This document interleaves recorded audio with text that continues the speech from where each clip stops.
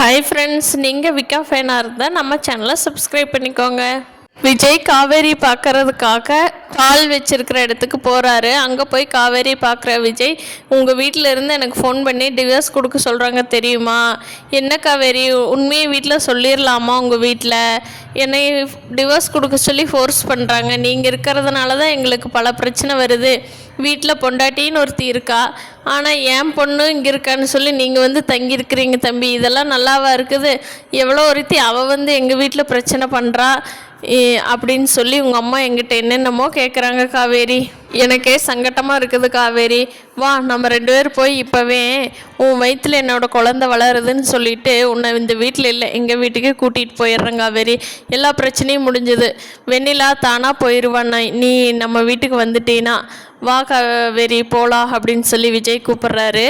அதுக்கு காவேரி, இல்லைங்க, நான் அப்போ சொன்னது தான் இப்போவுமே.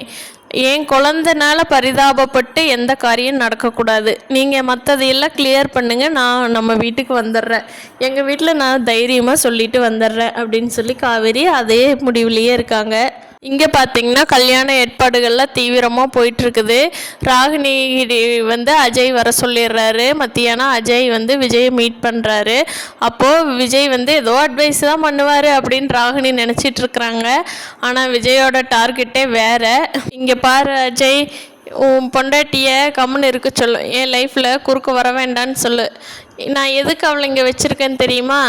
அவள் என்னென்ன கெட்டதெல்லாம் எனக்கு பண்ணுறான்னு தெரிஞ்சுக்கிட்டு நான் ஏன் வச்சுருக்கிறேன்னு தெரியுமா? ஒரே ஒரு காரணத்துக்காக, உங்கூட அவள் சேர்ந்து வாழ்வா, உன்னோட வாழ்க்கை போகக்கூடாதுங்கிறதுக்காக. ஆனால் அவள் இப்போது உன்னை மதிக்கிறதில்ல.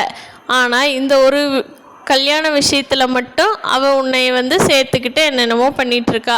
அவளை நம்பாத அஜய். நீ இப்போ சொல்லு, அவளை வீட்டை விட்டு முடிக்கிற. என்ன உனக்கு ஃபேமிலி இல்லாமல் போயிருமேன்னு பார்க்குற. இப்போ நான் வெளியே துரத்தணுன்னா கூட உனக்கு சாப்பாட்டுக்கு வழி இல்லை அஜய். உங்கள் அப்பா என்ன சிரமப்பட்டுருக்காருன்னு உனக்கு தெரியும்னு நினைக்கிறேன். பார்த்துக்கோ அஜய், எனக்கு ஆக்ஷன் எடுக்கிறதுக்கு ரொம்ப நேரம் ஆகாது அப்படின்னு சொல்லி விஜய் மிரட்டுறாரு. அதை கேட்ட அஜய்க்கும் உள்ளுக்குள்ளே பயமாயிருது. ஆமாம், அண்ணன் சொல்கிறதெல்லாம் உண்மை தானே, நம்ம இன்னும் அந்த நிலமையில தானே இருக்கோம் அப்படின்னு யோசனை பண்ணிகிட்ருக்காரு. பார்க்கலாம் ஃப்ரெண்ட்ஸ், இனி வரப்போகிற எபிசோட்ஸ் எப்படி நடக்க போகுதுன்னு. வீடியோ பிடிச்சிருந்தா லைக் பண்ணிக்கோங்க.